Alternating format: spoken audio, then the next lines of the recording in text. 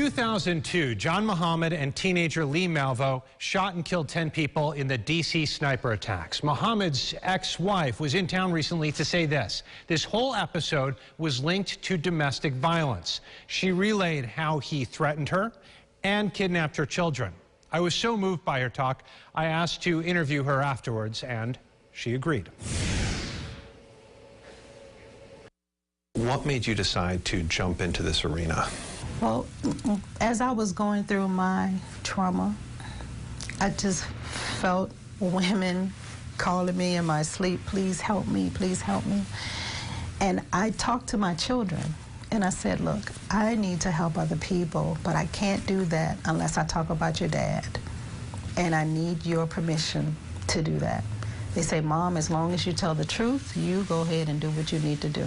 And so I have their permission to share my story about their dad and to let others know that you don't have to have physical scars to prove that you are a victim, because I didn't have any scars.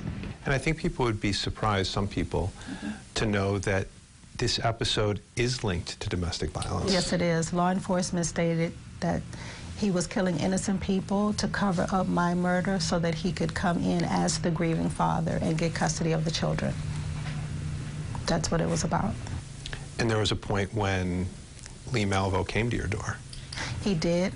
I didn't find that out until I testified at his trial. His attorney said, Miss Muhammad, so they found you. What John did was he sent Lee to your door pretending to be a salesperson. And his instructions were, when you opened the door, to shoot you in the face. Well, Miss Muhammad, you opened the door and he walked away. And we don't know the repercussion he suffered because he did not kill you that day. Before everything really started to go downhill, did you have any idea that this was inside of him, though? I had no idea this was inside of him. He changed after he came back from Desert Storm.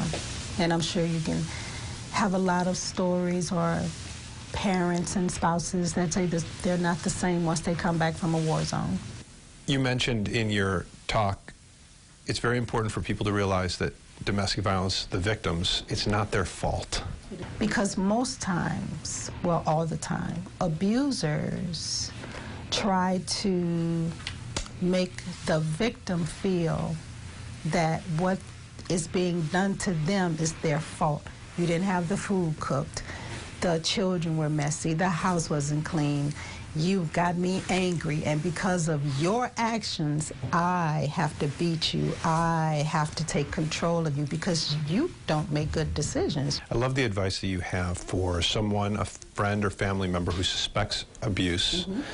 You sit down at lunch, the first thing that you should say or ask, how can I help you? Because when you try to tell a victim what to do, do you understand that you sound just like an abuser? Because that's all he or she hears of what I need to do. You should do this, you should do that. If I were you, well, if you were me, you would have been ducking too. Muhammad spoke at a breakfast for Resolve of Greater Rochester, a domestic violence prevention and transition service. For a link to their website, go to this story at rochesterfirst.com.